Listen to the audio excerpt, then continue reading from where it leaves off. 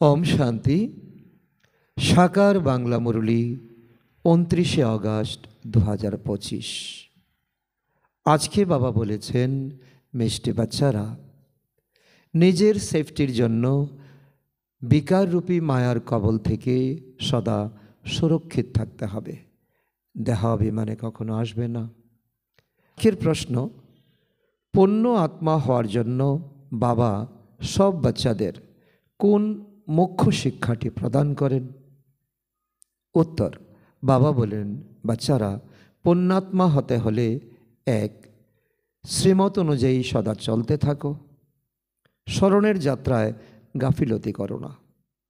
Number 2, আত্ম অভিমানী হওয়ার পুরোপুরি পুরুষার্থ করে কাম বিকার রূপী মহাশত্রুকে পরাজিত করো। এই হলো সময় পুণ্যাত্মা হয়ে এই দুঃখধাম থেকে সুখধামে যাওয়ার। আর এই হলো সঙ্গম যুগ। এই সঙ্গম যুগে কমপক্ষে আমাদের এই 2টি পয়েন্ট বাবা যে আজকে আমাদের শিক্ষারূপে দিয়েছেন। সদা শ্রীমত অনুসারে চলতে হবে, স্মরণের যাত্রায় কখনো গাফিলতি করতে হবে পারবো না। ধারণার জন্য মুখ্য সার 1 নম্বর, নিজের ঘর অর্থাৎ পরমধাম এবং রাজধানীকে স্মরণ করে অপার খুশিতে থাকতে হবে।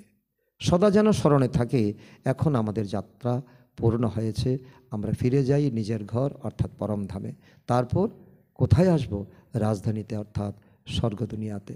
নাম্বার 2, আমরা শিব বাবার সঙ্গে ব্রহ্মার দ্বারা হ্যান্ডশেক করি।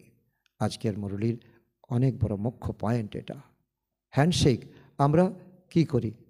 আমরা লৌকিকে বন্ধুর সঙ্গে, মিত্রর সঙ্গে আমরা হ্যান্ডশেক করি। এখন পরমাত্মা যে আমাদের অনেক বড় মিত্র, তো ওনার সঙ্গে হ্যান্ডশেক করা তার মানে কি উনি আমার আপন হয়ে গেছেন, আর আমার আর কাউকে চাই না। তিনি হলেন বাগানের মালিক, আমাদের পতিত থেকে পবিত্র করছেন। আমরা এই পড়াশোনার দ্বারা স্বর্গের পাটরানি হই। এই আন্তরিক খুশিতে থাকা উচিত। বরদান, 3 প্রকারের বিজয়ের মেডেল প্রাপ্তকারী সদা বিজয়ী ভব। 3 প্রকারের বিজয় কোনটা? 3 প্রকারের বিজয় প্রাপ্ত করলেই আমরা সদা বিজয়ী হতে পারব। বিজয়মালাতে নম্বর প্রাপ্ত করার জন্য প্রথম নিজের উপর বিজয়ী হতে হবে, তারপর সকলের উপর বিজয়ী, তারপর প্রকৃতির উপর বিজয়ী হও।